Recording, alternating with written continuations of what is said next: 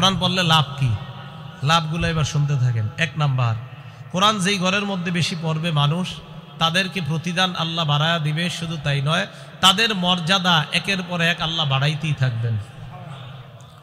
সূরা ফাতির আয়াত number 29, 30 number আয়াতে আল্লাহ বলেন, আউযু বিল্লাহি মিনাশ শাইতানির রাজীম, ইন্নাল্লাযীনা ইয়াতলুনা কিতাবাল্লাহি ওয়া আকামুস সালাহ ওয়া আনফাকু মিম্মা রাযাকনাহুম সিররাও ওয়া আলানিয়া।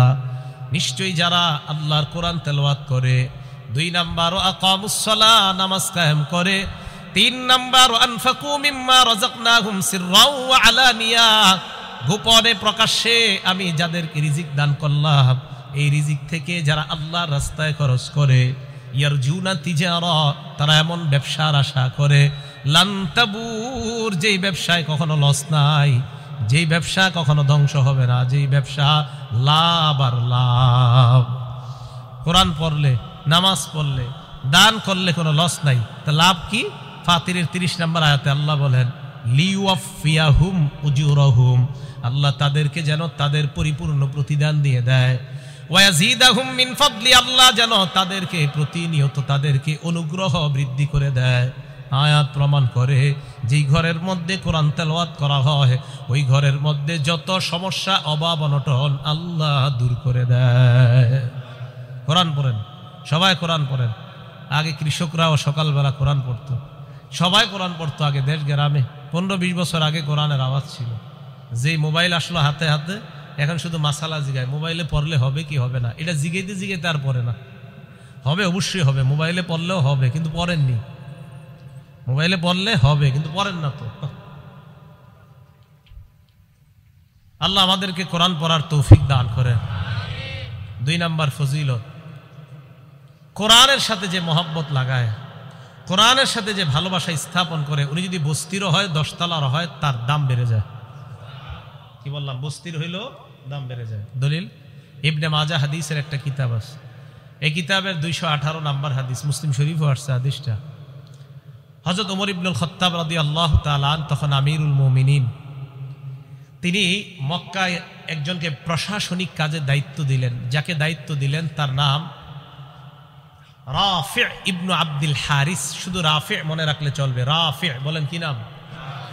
ওনাকে মক্কার প্রশাসনিক কাজের দায়িত্ব দিলেন ওমর ইবনুল খাত্তাব। এই রাফি লাকিয়া ওমর ইবনুল খাত্তাব বিউসফান, উসফান নামে একটা জায়গা আছে, এই জায়গায় হযরত ওমর ফারুকের সাথে মক্কার ওই প্রশাসক হযরত ওমরের সাথে দেখা করলেন।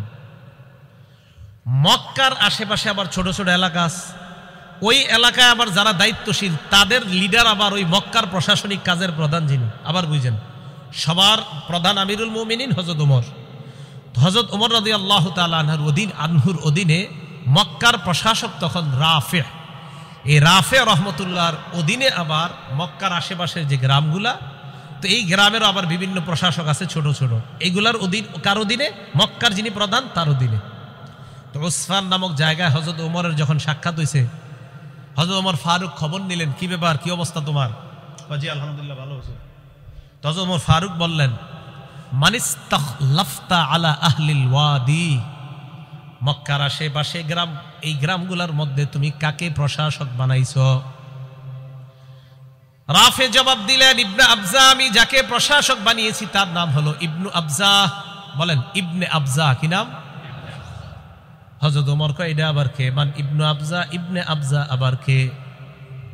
রাফে জবাব দেয়, রাজুলুম মিন মাওয়ালিনা, তিনি হলেন আমাদের একজন আজাদকৃত গোলাম। আজাদকৃত? হযরত ওমর ফারুক বললেন, এটা আবার কি করলা? ফাস্তাখলাফতা আলা আহলিল ওয়াদি রাজুলাম মিন মাওয়ালিকুম, একজন গোলামকে তোমরা প্রশাসক বানায়া দিলা, একজন গোলামকে তুমি এত বড় দায়িত্ব দিয়ে দিলা। রাফে রহমতুল্লাহ জবাব দেয়, আমিরুল মুমিনিন তিনি যদিও গোলাম, তার মধ্যে আলাদা 3টা গুণ আছে। কয়টা? 1 নাম্বার, ইন্নাহু লাকারিউল লিকিতাবিল্লাহ, তিনি আল্লাহর কোরআনের অভিজ্ঞ ব্যক্তি। 2 নাম্বার, আলিমুন বিল ফারাইজ, ইলমুল ফারাইজের ব্যাপারে তার অনেক দক্ষতা। 3 নাম্বার, কাযিন, উনি বিচার সুন্দর করতে পারে। আমিরুল মুমিনিন এই 3 গুণ থাকার কারণে আমি তাকে গ্রাম্য প্রশাসনিক কাজের দায়িত্বে নিয়োজিত করে দিলাম। ওমর ফারুক বলেন, আসল কথা হলো আমা ইন্না নবিয়াকুম সাল্লাল্লাহু আলাইহি ওয়াসাল্লাম ক্বাল, নবীজি বলেছেন ইন্নাল্লাহা ইয়ারফাউ বিহাদাল কিতাবি আকওয়ামা, কোরআন এমন এক কিতাব, এই কিতাবের সাথে যার সম্পর্ক তৈরি হয়ে যায়, গোলামও যদি কোরআনের সাথে সম্পর্ক তৈরি করে নেয়, ইয়ারফাউ বিহাদাল কিতাবি আকওয়ামা, আল্লাহ কোরআনের কারণে ওই মানুষগুলার মর্যাদা বাড়ায়া দেয়। গোলাম কোরআনের সাথে সম্পর্ক রাখছে, মর্যাদা বেড়ে গেছে। আমাদের দেশে যে ছেলেগুলো আন্তর্জাতিকভাবে নাম করতেছে, বেশিরভাগের ইতিহাস তালাশ করেন, এদের মা বাবা তো বড় লোক না, ধনী না। এই যে কয়দিন আগে যে তাকরিম ছেলেটা, ওদের বাড়ি হলো সিরাজগঞ্জ, ছিল চরে বাড়িঘর সব নিয়ে নিচ্ছে আপনার এই যে নদীর পানিতে, এরপরে নাগরপুরা এসে বাড়ি করছে টাঙ্গাইল। এই বাড়ি দেখবেন একদম কি অবস্থা বাড়ির। তো এই ছেলে কোরআনের সাথে তার সম্পর্ক লাগার কারণে সারা দুনিয়া, ও অথচ টিনের ঘরে থাকে কিন্তু ওর নাম পুরা দুনিয়া জানে। কোরআন, তাহলে কোরআন সম্মান বাড়ায় না? কোরআন সম্মান। অনেক 20 তালার মালিকরা আপনারা চিনেন না, কেউ এরকম আছে যে 10টা বাড়ির মালিক কেউ নাম জানেন না, কিন্তু এই যে টিনের ঘরের ছেলেটার নাম পুরা দুনিয়া জানে। কোরআন, কোরআনের সাথে যার সম্পর্ক লাগবে তার মর্যাদা বেড়ে যাবে। ইন্নাল্লাহা ইয়ারফাউ বিহাদাল কিতাবি আকওয়ামা, নিশ্চয় আল্লাহ পাক রব্বুল আলামিন এই কোরআনের মাধ্যমে, কিতাবের মাধ্যমে একদল মানুষকে মর্যাদা বাড়ায় দেয়, সম্মানিত করে দেয়। ওয়ায়াদউ বিহি আখারিন, আরেক দলকে আল্লাহ লাঞ্ছিত করে দেয়। আপনারাও দেখেন আপনাদের এলাকার এই যে ফরিদপুরের হযরত মাওলানা শেখুল হাদিস আব্দুল গাফফার সাহেবকে কে না চিনে বলেন, অথচ আপনাদের এই ফরিদপুরের অনেক ধনী মানুষকে আপনারা কেউ চিনেন না। তো বলতেছিলাম, কোরআনের সাথে যাদের সম্পর্ক লাগবে তাদের মর্যাদা বেড়ে যাবে। এগুলো 2 নাম্বার কথা। আবার কোরআনের সাথে সম্পর্ক রাখা যদি বেয়াদবি করে, তাদেরকে আল্লাহ লাঞ্ছিত করে। ওয়ায়াদউ বিহি আখারিন, অপর দলকে আল্লাহ লাঞ্ছিত করে। আল্লাহ কোরআনের সাথে মহব্বত রেখে কোরআন অনুযায়ী চলার তৌফিক দান করেন। 3 নাম্বার, কোরআনের একটা অক্ষর যদি কেউ পড়ে, তার আমলনামায় 10টা সওয়াব লেখা হয়ে যায়। তিরমিজি শরীফের 2910 নম্বর হাদিসের বর্ণনা, ক্বালা রাসূলুল্লাহ সাল্লাল্লাহু আলাইহি ওয়াসাল্লাম, আল্লাহ নবী বলেন, মান ক্বারা হারফাম মিন কিতাবিল্লাহ ফালাহু বিহি হাসানা ওয়াল হাসানাতু বিআশরি আমসালিহা। নবীজি বলেন, কোরআনের একটা অক্ষর যদি কেউ পড়ে, তার আমলনামার সাথে সাথে 10টা সওয়াব লিপিবদ্ধ হয়ে যায়। পড়েন আমার সাথে, আলিফ লাম মিম। সবাই পড়ছেন না? আল্লাহ নবী বলেন, লা আকুলু আলিফ লাম মিম হারফুন, আলিফ লাম মিম পুরাটা একটা অক্ষর, এটা আমি বলি না। ওয়ালাকিন আলিফুন হারফুন, আলিফ একটা অক্ষর, লামুন হারফুন, লাম একটা অক্ষর, মিমুন হারফুন, মিম আর একটা অক্ষর। এই আলিফ লাম মিম তোমরা পড়লা, আল্লাহ নবী বলেন তোমাদের আমলনামায় 30টা সওয়াব লিপিবদ্ধ হয়ে গিয়েছে। 4 নাম্বার, কোরআন যে পড়ায় আর যে পড়ে তাদেরকে নবী দুনিয়ার সর্বোত্তম ব্যক্তি বলছে। কোরআন যে পড়ে আর যে পড়ায় তাদেরকে দুনিয়ার সর্বোত্তম ব্যক্তি বলছে। এই তিরমিজি শরীফের আগের হাদিসটা 2909 নম্বর হাদিস। ক্বালা রাসূলুল্লাহ সাল্লাল্লাহু আলাইহি ওয়াসাল্লাম, খায়রুকুম মান তাআল্লামাল কুরআনা ওয়া আল্লামা, তোমাদের মধ্যে সর্বোত্তম ওই ব্যক্তি যে কোরআন শিখে এবং অন্যকে শিখায়। এলাকার ছোট্ট ছোট্ট মুক্তবের মধ্যে উস্তাদরা ছাত্রদেরকে পড়ায়, বলো আলিফ, ছাত্র পড়ে আলিফ, বলো বা, ছাত্র পড়ে বা, বলো 2 নুক্তাওয়ালা কফ, ছাত্র পড়ে 2 নুক্তাওয়ালা কফ। এই যে উস্তাদ পড়ে আর ছাত্র পড়ে, উস্তাদ পড়ায় আর ছাত্র পড়ে, আল্লাহ নবীর ভাষায় নবী বলেন, আমি তোমাদেরকে দুনিয়ার সর্বোত্তম ব্যক্তি বলে ঘোষণা করলাম। আপনি মানেন আর না মানেন, রসুলের কথা এটা মানতেই হবে। না মানলে আপনার লস, মানলে আপনার লাভ। তাহলে যারা পড়ছে মাদ্রাসায়, যারা পড়াচ্ছে, তারা দুনিয়ার সর্বোত্তম ব্যক্তি। 5 নাম্বার, যে ব্যক্তি কোরআন পড়ে তার দৃষ্টান্ত সুস্বাদু গ্রামযুক্ত কমলা লেবুর মতো। কমলা লেবু যদিও আসলে কমলা লেবু না, এটা আরবে পাওয়া যায় ফলটা, উত্রুজ্জার মতো আসছে হাদিসে। উত্রুজ্জাটা অনেকটা মালটার মতো, তবে মালটা না, এটা আরবে পাওয়া যায়। সহিহ বুখারী হাদিস নাম্বার 5427 নম্বর হাদিস।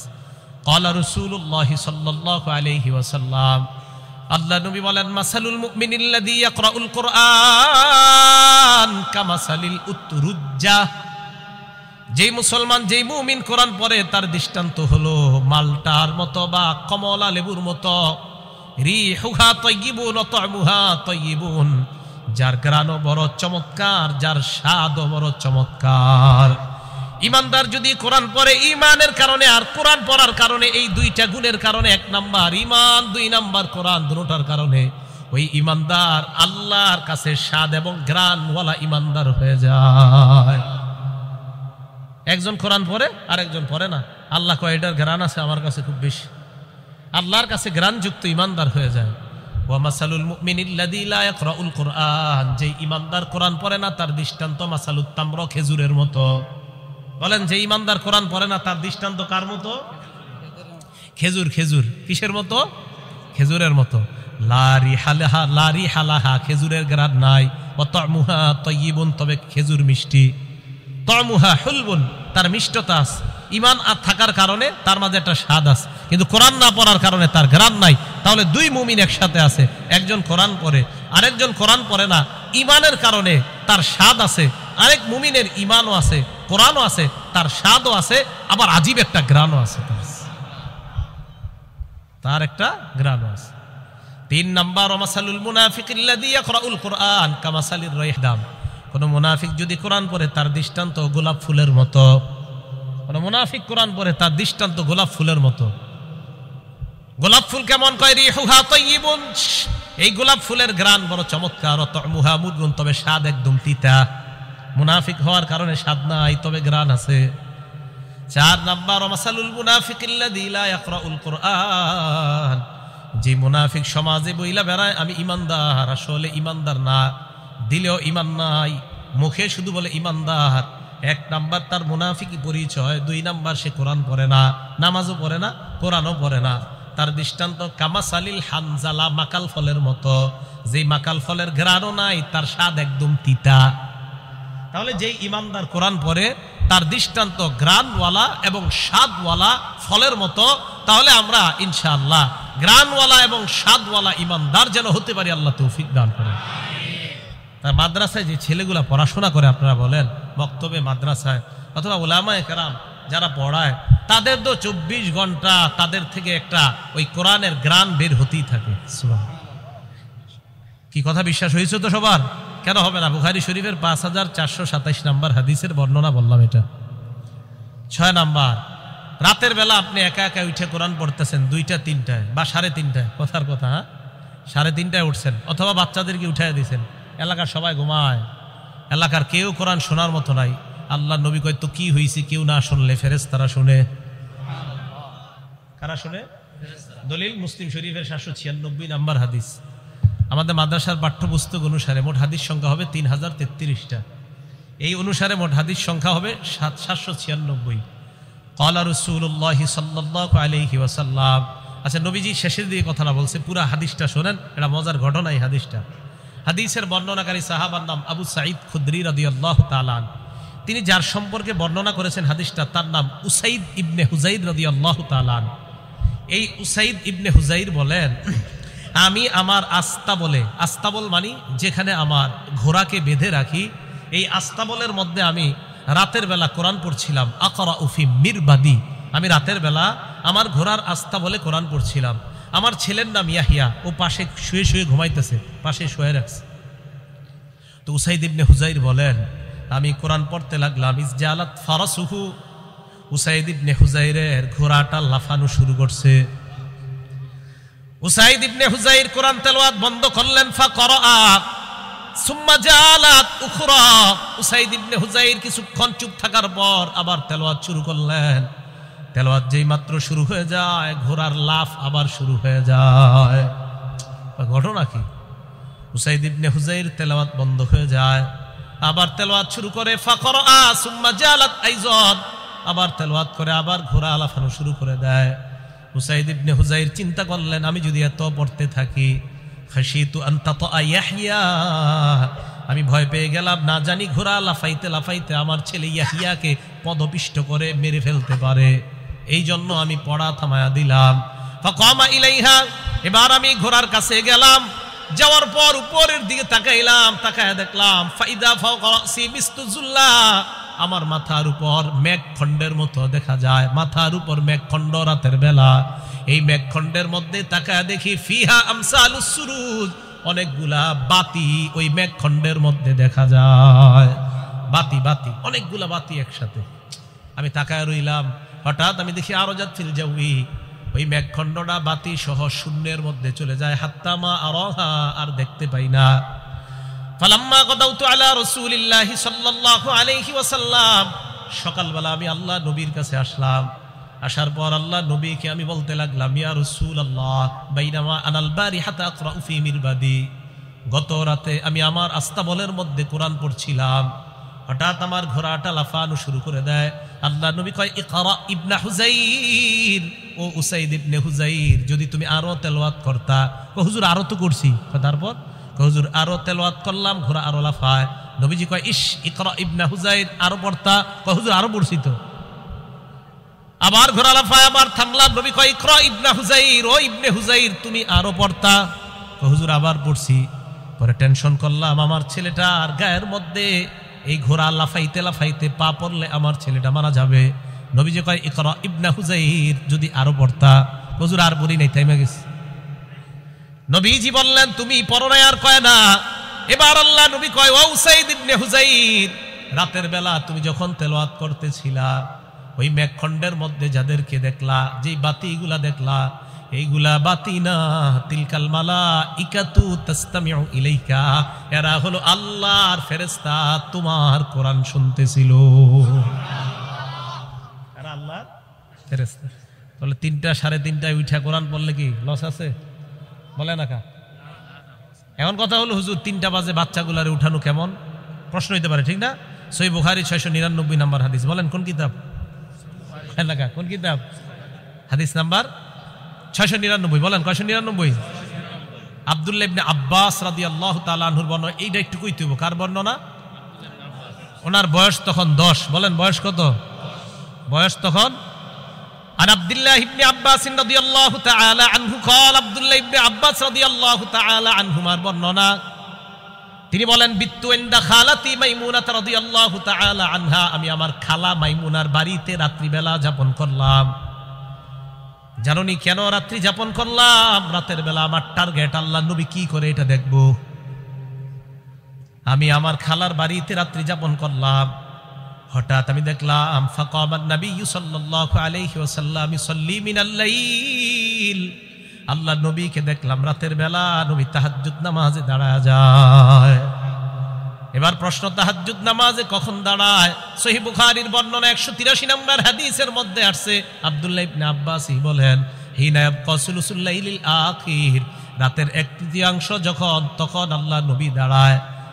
আরেকটা বর্ণনা, আল্লাহ নবী যখন দাঁড়িয়েছেন, হাত্তা ইদান তাসাফাল লাইল, রাত যখন অর্ধেক হয়ে যায়, এই অর্ধেক হওয়ার পর বিলাইলিন ক্বাবলাহু বিলাইলিন আও বাদাহু, হয়তো রাতের ওই অর্ধেক হওয়ার একটু আগে অথবা রাত অর্ধেক হওয়ার একটু পরে আল্লাহ নবী জাগ্রত হইলেন। রাত অর্ধেক হওয়ার একটু আগে অথবা একটু পরে নবী জাগ্রত হইলেন। হওয়ার পর আমি দেখলাম আল্লাহ নবী নামাজের মধ্যে দাঁড়াইলেন। এটাই বর্ণনাটা। আরেক বর্ণনা আছে, লম্বা বর্ণনা, নবী উঠলেন, ফাজাআলা ইয়ামসাহুন নাওমা আন ওয়াজহিহি, সহিহ বুখারী 183 নম্বর হাদিস। মুখ থেকে সব সরাইলেন এইভাবে। এটা সুন্নত, মনে রাখবেন। ঘুম থেকে উঠা এইভাবে চোখ ঢলবেন, এইভাবে দেখবেন ঘুম চলে যাবে। আমার রাসূল করছে, করবেন, ঘুম যাক আর না যাক, নবী যেটা করছেন এরকম। তো নবীজি উঠছেন, ওঠার পর ফাকামা ইলা শান্নিন মুআল্লাকা, আল্লাহ রাসূল এক জায়গায় যাইতেন, পাশে ওনার দেয়ালের মধ্যে একটা পানির মশক ঝুলানো থাকতো, এটা আনতেন। তো আনার পর আব্দুল্লাহ ইবনে আব্বাস বলেন, আমি দেখলাম পুরা কি করে।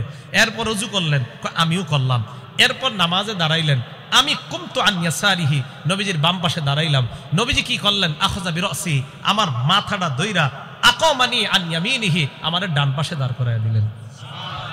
এখন আপনাদের প্রশ্ন, হুজুর আব্দুল্লাহ ইবনে আব্বাসের বয়স যে 10 বছর, এটা কই পেলেন?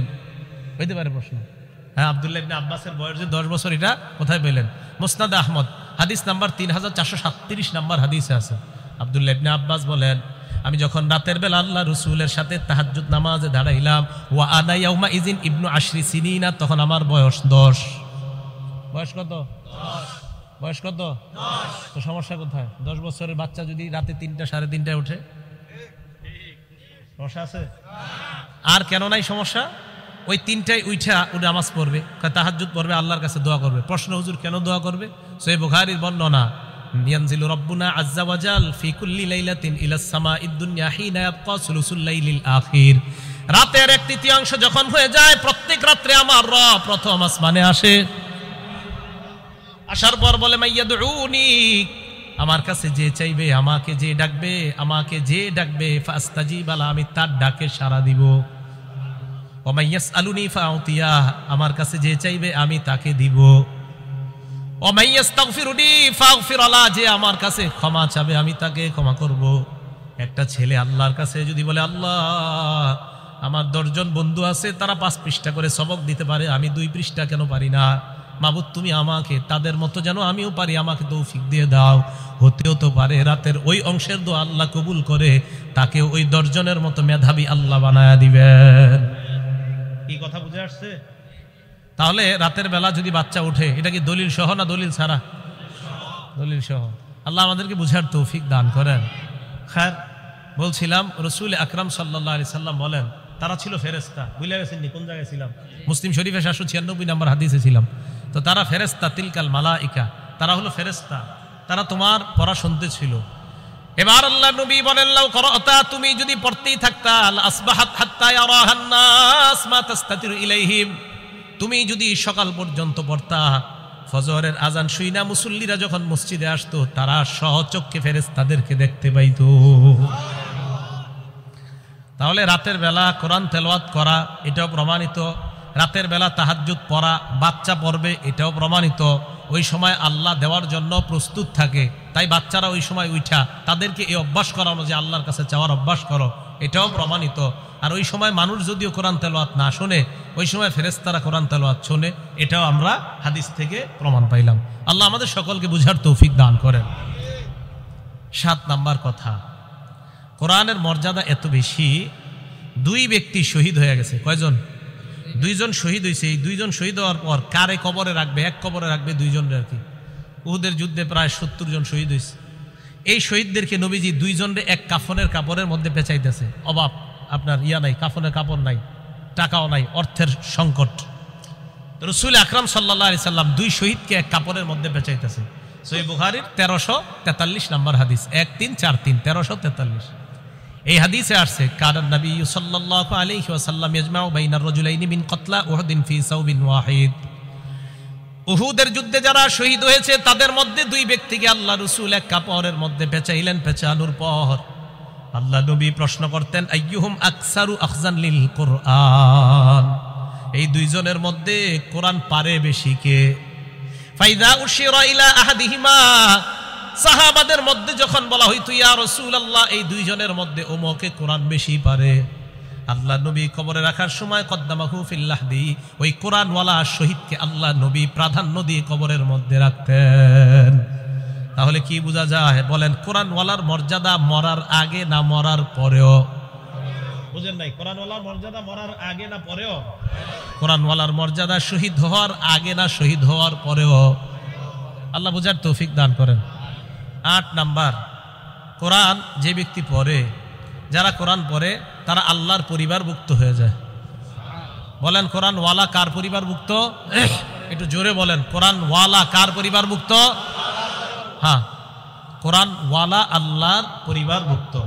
দলিল ইবনে মাজাহ কিতাবের নাম, হাদিস নাম্বার 215 নাম্বার হাদিস। ক্বালা রাসূলুল্লাহ সাল্লাল্লাহু আলাইহি ওয়াসাল্লাম, আল্লাহ নবী বলেন, ইন্না লিল্লাহি আহলিনা মিনান নাস, মানুষের মধ্যে কিছু মানুষ আছে যারা আল্লাহর পরিবারের সদস্য। সাহাবারা প্রশ্ন করলেন, মান হুম ইয়া রাসূলুল্লাহ, এরা কারা আপনার কাছে জানতে চাই।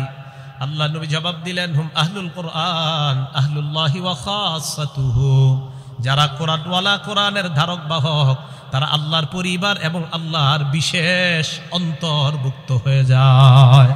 উনি আমার আস্থা ভাজন, বলেন এরকম, উনি প্রধানমন্ত্রীর আস্থা ভাজন। কোরআনওয়ালারা আল্লাহর আস্থা ভাজন, আল্লাহর বিশেষ পার্সোনাল মেহমান হলো কোরআনওয়ালারা। আর আমরা সবাই কার বান্দা? আমরা সবাই কার বান্দা? আল্লাহর বান্দা। আমাদের মধ্যে যারা হাফেজে কোরআন তারা আল্লাহর পার্সোনাল বান্দা, বিশেষ খাসসাতুহু, এরা আমার পার্সোনাল, এরা প্রাইভেট আমার। তাহলে কোরআনওয়ালার মর্যাদা আল্লাহ দেয়, রসুল দেয়, আমরা দিতে সমস্যা কোথায়? আল্লাহ বুঝার তৌফিক দান করেন। 9 নাম্বার, কোরআনওয়ালাকে সম্মান করা। একজন হাফেজে কোরআনকে সম্মান করা মানে আল্লাহকে সম্মান করা। বলেন বলেন, কোরআনওয়ালাকে সম্মান করা, বলেন আল্লাহকে সম্মান করা। আবার বলেন, কোরআনওয়ালাকে সম্মান করা, আল্লাহকে সম্মান করা। আবু দাউদ শরীফ হাদিস নাম্বার 4843 নাম্বার হাদিস। ক্বালা রাসূলুল্লাহ সাল্লাল্লাহু আলাইহি ওয়াসাল্লাম, আল্লাহ নবী বলেন, ইন্না মিন ইজলালিল্লাহ ইকরামা আজিস শাইবাতিল মুসলিম, সাদা দাড়িওয়ালাকে সম্মান করা, ওয়া হামিলিল কোরআন, কোরআনওয়ালাকে সম্মান করা, ওয়া ইকরামা বিস সুলতানিল মুকসিত, ন্যায়পরায়ণ শাসককে সম্মান করা মানে আল্লাহকে সম্মান করা। বলেন, সাদা দাড়িওয়ালারে সম্মান করা মানে কারে সম্মান করা? হাফেজে কোরআনকে সম্মান করা মানে কাকে সম্মান করা?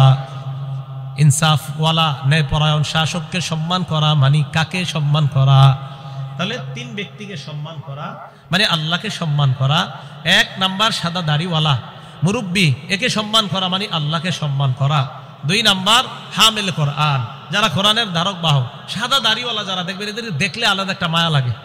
এই যে ডিআইটি মসজিদের খতিব সাহেব হুজুর এত আলোচনা করছে, হুজুরে দেখবেন দাড়িটার দিকে তাকাইলে একটা মায়া লাগে, আলাদা একটা মায়া কাজ করে। আপনারা দেখবেন উনি বয়ান কি করছে, হ্যাঁ ওইটা না শুনে দেখবেন অনেকে এরকম যে আরে দাড়িটাই তো এত সুন্দর লাগে। আমি অনেক সময় বলি আল্লাহওয়ালাদের মজলিসে যাওয়ার জন্য, শুধু এই কারণে আমি বলি যে আল্লাহওয়ালাদের মজলিসে যাবেন। হুজুর অনেক সময় যায়া যদি সামনাসামনি না বইতে পারি কথা বুঝি না। আমি কেন? অনেক সময় অনেক জায়গার মাইকের সমস্যা থাকার কারণে 3-4 তলা মসজিদে কথা বোঝা যায় না। আমি কই চেষ্টা করবেন আল্লাহওয়ালাদের মজলিসে গিয়া কি বলে ওইটা জানা দরকার নাই, খালি তাকায় থাকবেন, কতক্ষণ শুধু তাকায় থাকবেন, এইভাবে দেখতে থাকবেন। এই সাদা দাড়িওয়ালা আল্লাহওয়ালাদের দিকে শুধু তাকায় থাকবেন। এই যে তাকায় থাকবেন দেখবেন ভিতরে পরিবর্তন শুরু হয়ে গেছে।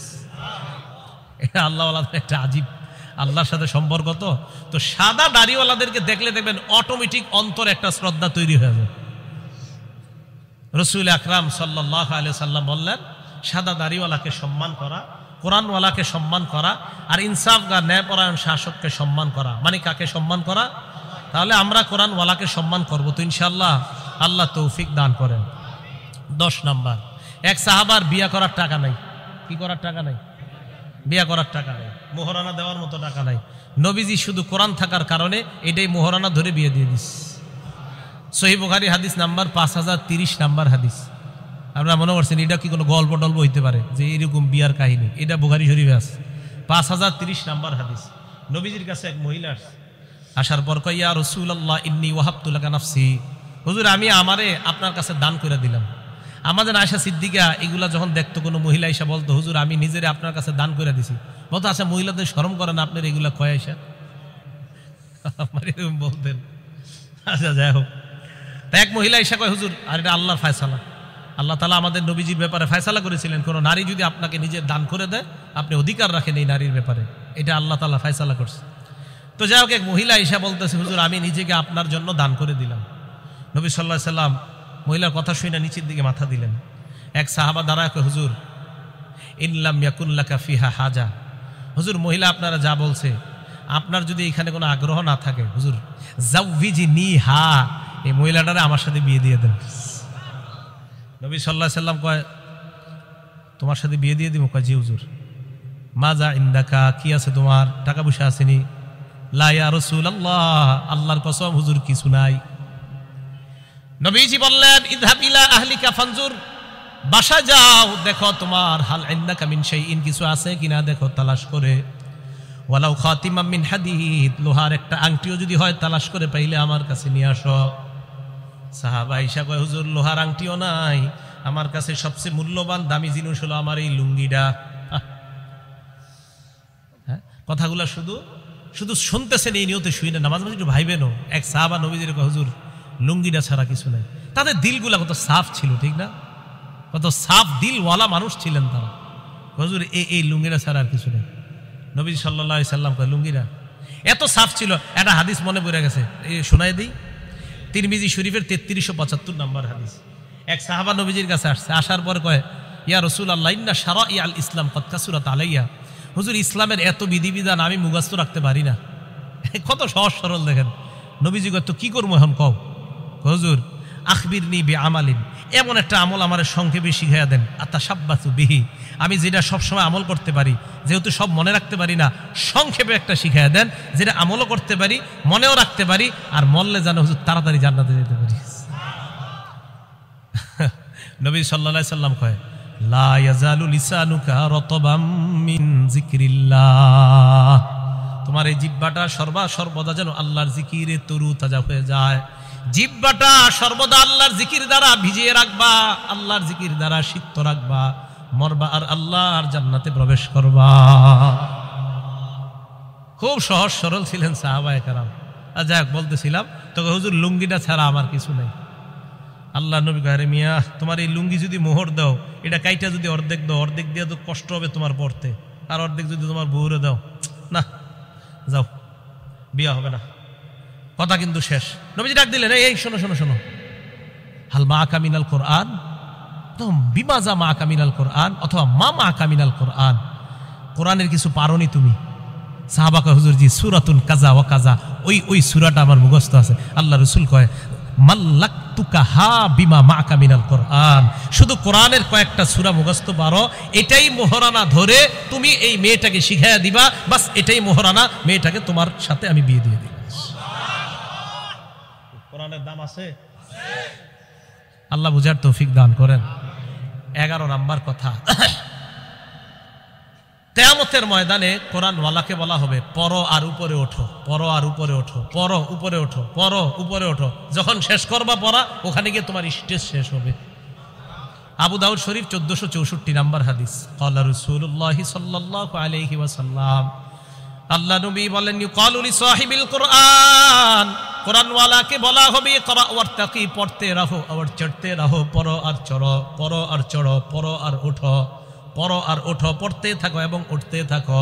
ওয়ারাত্তিল কামা কুনতা তুরাত্তিলু ফিদ দুনিয়া, ধীরস্থির ভাবে পড়ো, যেমন দুনিয়াতে ধীরস্থির ভাবে পড়তা, ধীরস্থির ভাবে পড়ো। হাফেজ সাহেব যারা আছেন তারাবিতে ধীরস্থিরতার সাথে পড়বেন ইনশাআল্লাহ। হাফেজে কোরআন কারা কারা ছাত্র আছেন এই জায়গায়? হাফেজে কোরআন, হ্যাঁ ইনশাআল্লাহ। আমি খুব ধীরস্থিরতার সাথে পড়ি, পড়বেন তো ইনশাআল্লাহ? আমরা তারাবির সালাতে ইনশাআল্লাহ ধীরস্থিরতার সাথে আমরা কোরআন পড়ব। রাসূল আকরাম সাল্লাল্লাহু আলাইহি সাল্লাম বলেন ধীরস্থির ভাবে কোরআন পড়বা, যেমন তুমি ধীরস্থিরতার সাথে দুনিয়াতে কোরআন পড়তা। ফাইন্না মানজিলাকা ইনদা আখিরি আয়াতিন তাকরাউহা, তোমার শেষ সীমানা হলো তুমি যেই জায়গায় শেষ আয়াতটা পড়বা, ওই আয়াত শেষ করবা, ওটাই হবে তোমার শেষ সীমানা। হাফেজে কোরআন সূরা ফাতিহা শুরু করবে, নাসে গিয়ে যদি শেষ হয় তার মর্যাদা হবে 6236টা। কয়টা? 6200। ওলামা ছাড়া অন্যরা বলেন 6236 না 6666 নাকি 66? বলেন আমার সাথে বলেন, বলেন 6000, বলেন 666। এটা প্রসিদ্ধ, বলেন এটা প্রসিদ্ধ। 6236 এটা বিশুদ্ধ। বলে একটা প্রসিদ্ধ আর একটা বিশুদ্ধ। প্রসিদ্ধটা উচিত মানা না বিশুদ্ধটা?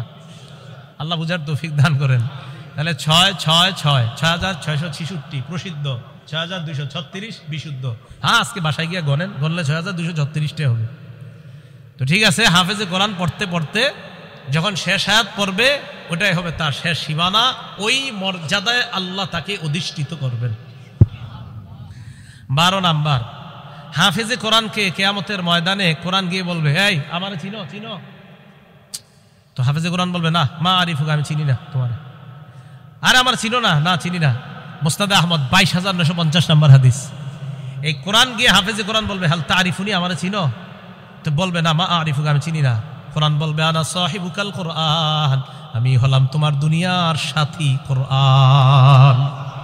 আনাল্লাযী আযমাতুকা আনাল্লাযী আযমাতুকা ফিল হাওয়াজির, আমি ওই কোরআন, যেই কোরআন তোমাকে দিনের বেলা পিপাসার্ত রেখেছিলাম, অথবা আযমাতুকা ফিল হাওয়াজির, দিনের বেলা খাইতে দেই নাই, ওয়া আসহারতু লাইলাতাক, রাতের বেলা ঘুমাইতে দেই নাই। এরপর এই কথা বলার পর ইউতাল মুলকা বিয়ামিনিহি, ওই হাফেজে কোরআনের ডান হাতে জান্নাতের মালিকানা দিয়ে দেওয়া হবে। ওয়াল খুলদা বিয়াসিরি অথবা বিশিমালিহি, বাম হাতের মধ্যে জান্নাতে থাকার সর্বদা যেন থাকতে পারে। প্রথমে মালিকানা, এরপর হলো রেজিস্টার, প্রথমে মালিকানা, সেল পারমিশন, প্রথমে মালিকানা। আপনারা জায়গা জমিন কিনলে সেল পারমিশন, এরপরে আপনারা যান, টিন লাগে, টিন লাগার পর রেজিস্ট্রেশন করতে হয়। হাফেজে কোরআনের ডান হাতে মালিকানা দেওয়ার পর ওয়াল খুলদা বিশিমালিহি, বাম হাতে জান্নাতে চিরস্থায়ীভাবে থাকার সার্টিফিকেট দেওয়া হবে। ওয়ায়ুদাউ আলা রাসিহি তাজুল ওয়াকার, তার মাথার মধ্যে সম্মানের মুকুট পরিয়ে দেওয়া হবে। দুনিয়ার মধ্যে যদি কোনো হাফেজে কোরআনের কোনো দাম নাও থাকে, আখেরাতে কিন্তু তার মাথায় সম্মানের মুকুট। মানে আমাদের চোখে যদিও মনে হয় যে হাফেজে কোরআনের দাম নাই। আচ্ছা আপনারা বলেন তো, বাংলাদেশের নামটা সারা পৃথিবীতে সবচেয়ে উজ্জ্বল করছে কারা? এই কথাটা, এটা আপনি মানেন বা না মানেন, এটাই সত্যি কথা। তাহলে কি বোঝা গেল? তো এই ব্যক্তিকে দেওয়ার পর এটা তো হইল ওয়ায়ুকসা ওয়ালিদাহু হুল্লাতাইন, তার মা বাবা তাদেরকে এমন 2 জোড়া পোশাক পরায় দেওয়া হবে। লা ইউকাউইমু লাহুমা আহলুদ দুনিয়া, দুনিয়ার সবাই মিলেও এই 2 জোড়া পোশাকের মূল্য দিতে পারবে না। আর মা বাবা তো গরিব, একটা কথার কথা, বড় লোক হইলেও হবে, গরিব হইলেও তো একটা কথার কথা। আমার মানে মনে হয় এই জায়গাটা বড় লোক মানুষ উনি হইলে তো না, উনি বুঝতে পারবে যে আমারে আল্লাহ তাআলা এত সম্মান দিলেন। তো গরিব যদি হয় এও তো আজীব হয়ে যাবে। বিমা খুশি না হাজিহি, আরে আমগরে এইগুলা পড়ানো হয়েছে কেন? জবাব দেওয়া হবে লিয়াখজি ওয়ালাদিকুমাল কোরআন, তোমাদের সন্তান কোরআন ধারণ করছে, এই কারণে আল্লাহর পক্ষ থেকে তোমাদেরকে এই সম্মান দেওয়া হলো। তাহলে কোরআন যিনি গ্রহণ করে তার মর্যাদা আছে শুধু না, তার মা বাবারও মর্যাদা আছে। প্রত্যেক ঘরে ঘরে অন্তত একজন সন্তান হাফেজে কোরআন বানান, আল্লাহ তৌফিক দান করেন। এই গেল আপনার 12 নাম্বার কথা। 13 নাম্বার কথা, কোরআন কিয়ামতের ময়দানে কোরআন ওয়ালার জন্য সুপারিশ করবে। সহিহ ইবনে হিব্বান 124 নাম্বার হাদিস, ক্বালা রাসূলুল্লাহ সাল্লাল্লাহু আলাইহি ওয়াসাল্লাম, আল্লাহ নবী বলেন, আল কোরআনু শাফিউন মুশাফফা, কোরআন এমন সুপারিশকারী যার সুপারিশ গ্রহণ করা হবে। মান জালাহু আমামা, কোরআন যে সামনে রাখবে মানে কোরআন অনুযায়ী আমল করবে, কাদাহু ইলাল জান্নাহ, কোরআন তাকে টানতে টানতে জান্নাতের দিকে নিয়ে যাবে। ওমান জালাহু খালফা যহরিহি, কোরআন যে পিছনে রাখবে, কাদাহু ইলান নার, কোরআন তাকে জাহান্নামে নিয়ে যাবে। বলেন নাউজুবিল্লাহ। এখন যেন জাহান্নামে যাইতে না হয়, তাই হাফেজে কোরআন যারা আছেন, অথবা যারা 10টা সূরা মুখস্থ করছেন, অথবা যারা 20টা মুখস্থ করছেন, আপনারাও ভালো করে শোনেন কিন্তু কি করণীয় আমাদের। এখন মনে রাখবেন, আমরা যারা কোরআন তেলাওয়াত করব, এই কোরআন তেলাওয়াত করার সময় সাধারণত আমরা বিশেষভাবে 6টা বিষয় মাথায় রাখবো। বলেন কয়টা? 6টা বিষয় আমরা মাথায় রাখবো। 1 নাম্বার, আমরা যখন কোরআন তেলাওয়াত করব তখন আমাদের মাথায় যে বিষয়টা রাখবো সেটা হলো কোরআন নিয়ে গবেষণা করা। বলেন কোরআন নিয়ে কি করা? গবেষণা করা। এখন কথা হলো, আমাদের মাদ্রাসার ছাত্ররা কি করবে? ওদেরকে দেখেন প্রথম 3 বছর আরবি সাহিত্যে পারদর্শী করা হয়, এরপরে আরো 2 বছর আরবি সাহিত্যের কিতাব পড়ানো হয়। কাফিয়া আছে ওই জামাতগুলোতে গিয়ে এরপর তাকে কোরআন দেওয়া হয়। কোরআন তরজমা মোটামুটি আয়ত্ত করার পর এরপর তাফসিরে জালালাইন আরবি টু আরবি তাফসির তাকে শেখানো হয়। এরপরে তাফসিরে বাইজবি, এটাও আরবি কিতাব, তাকে শেখানো হয়। এরপরে সহিহ বুখারীর মধ্যেও তাফসির অধ্যায় আছে, মুসলিম শরীফও তাফসির অধ্যায় আছে। এইভাবে তাদের হাতে কোরআনগুলা তুলে দেওয়া হয়। কারণ কোরআনের ভাষা যেহেতু ইংরেজি এবং ফার্সি, তাই আমাদের মাদ্রাসার সন্তানগুলাকে আগে আরবি ব্যাকরণ শেখানো হয়। কি কোরআনের ভাষা কি? হ্যাঁ, তো এই বিষয়টা বুঝেন না কেন? খুব মানে কয় কি হুজুর তো মুক্ত ব্যক্তি দিতে পারেন না এর কোরআন বুঝতে? কোরআনের ভাষা কি? হাদিসের ভাষা কি? তাই তাকে আগে 3 বছর আরবি সাহিত্যের উপর পারদর্শী করানো হয়, এরপর 2 বছর আরবি সাহিত্যের কিতাব পড়ানো হয়। এরপরে মোটামুটি আরবি রপ্ত হইলে তখন তাকে কোরআনের অনুবাদ পড়তে দেওয়া হয়। এরপরে আরবি টু আরবি অনুবাদ তাফসিরে জালালাইন ওইটা পড়তে দেওয়া হয়। এই কথা বুঝে আসছে সবার? এখন আসেন তো, কোরআন পড়ার সময় 1 নাম্বার কোরআনের আয়াত নিয়ে চিন্তা ভাবনা করা। সূরা সদের 29 নম্বর আয়াতে আল্লাহ বলেন, কিতাবুন আনজালনাহু ইলাইকা মুবারাক, এই কিতাব আমি আপনাকে দিয়েছি, এটা বরকতপূর্ণ। লিয়াদাব্বারু আয়াতিহি, যাতে মানুষ এই কোরআনের আয়াতগুলা নিয়ে চিন্তা করতে পারে। 2 নাম্বার, যারা হাফিজে কোরআন আছেন অথবা যারা কয়েকটা সূরা মুখস্থ করছেন, প্রতিদিন চর্চা করতে হবে। শোনেন, যারা আলাম তারা থেকে 10টা সূরা মুখস্থ করছেন, চর্চার অভাবে যদি 2টা ভুলে যান, আল্লাহর কাছে জবাবদিহিতা করতে হবে, চর্চা কেন করেন নাই। হাফেজে কোরআনরা প্রতিনিয়ত কোরআন চর্চা রাখবেন। সহিহ বুখারীর বর্ণনা 5033 নম্বর হাদিস, ক্বালা রাসূলুল্লাহ সাল্লাল্লাহু আলাইহি ওয়াসাল্লাম, আল্লাহ নবী বলেন, তাআহাদুল কোরআন, কোরআন তোমরা প্রতিনিয়ত চর্চা করো, প্রতিনিয়ত পড়বা, অভ্যাস করে নাও কোরআনের সাথে তোমরা চর্চা, একদিনও মিস করবা না। ফাওয়াল্লাযী নাফসি বিয়াদিহি লাহু আশাদ্দু তাফাসসিয়াব মিনাল ইবলি ফি উকলিহা, ওটের বাঁধন খুলে দেওয়ার পর দ্রুতগামী ওট যেমন দ্রুত দৌড়িয়ে পালিয়ে যায়, কোরআন যারা পড়ছে, পড়ার পর যারা চর্চা না করে, তাদের থেকে কোরআন ওই দ্রুতগামী ওটের চাইতে আরো দ্রুত পালিয়ে যায়। বলেন নাউজুবিল্লাহ। এই জন্য সাধারণত বাচ্চাদেরকে মাদ্রাসায় রাখার চিন্তা করা হয়। কেন?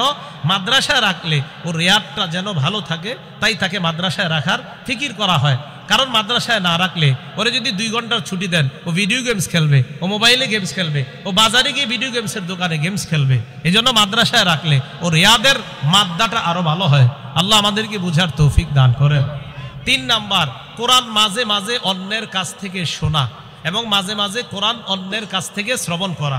সহিহ বুখারী হাদিস নাম্বার 5055 নাম্বার হাদিস।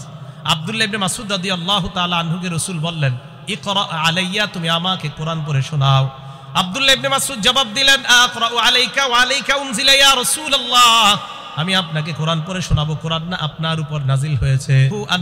উহিব্বু আন আসমাহু মিন গায়রি, কোরআন মাঝে মাঝে অন্যের কাছ থেকে আমার শুনতে মনে চায়। তাহলে কোরআন মাঝে মাঝে অন্যের কাছ থেকে শোনা। 4 নাম্বার, কোরআন মাঝে মাঝে অন্যকে শোনানো। সহিহ বুখারী হাদিস নাম্বার 4964 নাম্বার হাদিস। বলেন তো, মাদ্রাসার ছাত্ররা একজন আরেকজনকে কোরআন শোনায় কিনা? আপনার বৃহস্পতিবার ওই যে সবিনা হয়, এরপরে আমুক্তা সাতচবক, এগুলো একজন আরেকজনকে শোনায়। তো কোরআন মাঝে মাঝে অন্যেরটা শোনা, মাঝে মাঝে নিজে অন্যকে শোনানো। অন্যকে শোনানোর দলিল বুখারী শরীফের 4964 নাম্বার হাদিস। যেখানে আমি প্রত্যেকটা কথা দলিল দিই এই কারণে বলতেছি, আপনার সন্তানকে মাদ্রাসায় দিয়ে আপনি ঠকেন নাই, আপনি জিতে গেছেন, এবং ঠকবেন না, আপনি জিতে যাবেন ইনশাআল্লাহ। তো 4964 নাম্বার হাদিসে আসছে, রাসূল সাল্লাল্লাহু আলাইহি সাল্লাম ওনার সাহাবা উবাই ইবনে কাবকে বলে, উবাই, ইন্নাল্লাহা আমারানি আন আকরা আলাইকা, উবাই, আল্লাহ আমাকে বলছে আমি যেন তোমারে কোরআন পড়ে শোনাই। হযরত উবাই বলে, ইয়া রাসূলুল্লাহ, আল্লাহু সাম্মানি, হুজুর আল্লাহ কি আমার নামটা নিছে?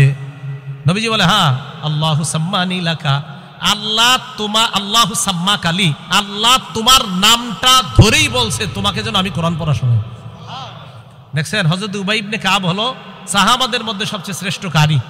এই জন্য উবাই ইবনে কাবের কোরআনের সাথে এত গভীর সম্পর্কের কারণে আল্লাহ উবাই ইবনে কাবের নাম বলছেন। 5 নাম্বার, কোরআন যখন আমরা পড়ব, কোরআন পরিত্যাগ করার কখনো চিন্তা করব না। কোরআন পরিত্যাগ করলে রাসূল কিন্তু কিয়ামতের মাঠে আমাদের বিরুদ্ধে মামলা করবে। সূরা ফুরকানের 30 নম্বর আয়াতে আল্লাহ বলেন, ওয়াকালা রাসূলু ইয়া রাব্বি ইন্না কওমি ইত্তাখাযু হাযাল কুরআনা মাহজুরা, আল্লাহ বলবে, হে আমার রব, আমার সম্প্রদায় এই কোরআনকে পরিত্যাগ করেছে। তাহলে কোরআন পরিত্যাগ করার চিন্তা করা যাবে না। 6 নাম্বার, মাথায় রাখবেন, পড়ার সময় চিন্তা করবেন আমার পড়া কি শুদ্ধ হইতেছে নাকি হয় না, এই চিন্তা করা। এই জন্য কোরআন শিখতে হবে কোরআনের অভিজ্ঞ ব্যক্তিদের থেকে। বলেন, কোরআন শিখতে হবে কাদের কাছ থেকে? তাহলে এবার বলেন তো, হাফেজে কোরআন হইতে হবে কাদের কাছে? হাফেজদের কাছে। হাফেজে কোরআন হইতে হবে কাদের কাছে? হাফেজের কাছে। অভিজ্ঞ ব্যক্তি থেকে কোরআন শিখার দলিল সহিহ বুখারী 4999 নাম্বার হাদিস। রাসূল আকরাম সাল্লাল্লাহু আলাইহি সাল্লাম বলেন, খুজুল কোরআন মিন আরবাআ, 4 জনের থেকে তোমরা কোরআন শিখো। মিন আব্দুল্লাহ ইবনে মাসউদ, 1 নাম্বার আব্দুল্লাহ ইবনে মাসউদ, 2 নাম্বার সালেম থেকে শিখো, 3 নাম্বার উবাই ইবনে কাব, 4 নাম্বার মুআজ ইবনে জাবাল। এই 4 জন থেকে তোমরা কোরআন শিখো, কারণ তারা 4 জন কোরআন বড় চমৎকার পড়ে। আব্দুল্লাহ ইবনে মাসউদের ব্যাপারে তো আল্লাহ রাসূল বলেন যে ইবনে মাসউদ যেইভাবে কোরআন পড়ে, আল্লাহ কোরআনটা এইভাবেই নাজিল করছে। তাহলে কোরআনের অভিজ্ঞ ব্যক্তিদের থেকে কোরআন শিখা। তাহলে কি বুঝতে পারলাম? কোরআন এমন এক কিতাব, যে কিতাবে কোনো সন্দেহ নাই। কোরআন হেদায়েত, কোরআন রহমত, কোরআন বরকত। কোরআন ওয়ালার মর্যাদা আছে, কোরআন ওয়ালার বাবা মায়েরও মর্যাদা আছে। কোরআন শিখতে হবে কোরআনের অভিজ্ঞ প্রাজ্ঞ ব্যক্তিদের থেকে। আল্লাহ পাক রব্বুল আলামিন কোরআনের ব্যাপারে কোনো মানুষের অন্যায় কোনো কথা আমরা কর্ণপাত না করে আমরা যেন কোরআনের আজমত মুহাব্বত আগের চেয়েও আরো বেশি বাড়িয়ে দিতে পারি। আল্লাহ তৌফিক দান করেন। আমিন। ওয়া আখিরু দাওয়ানা আনিল হামদুলিল্লাহি রাব্বিল আলামিন।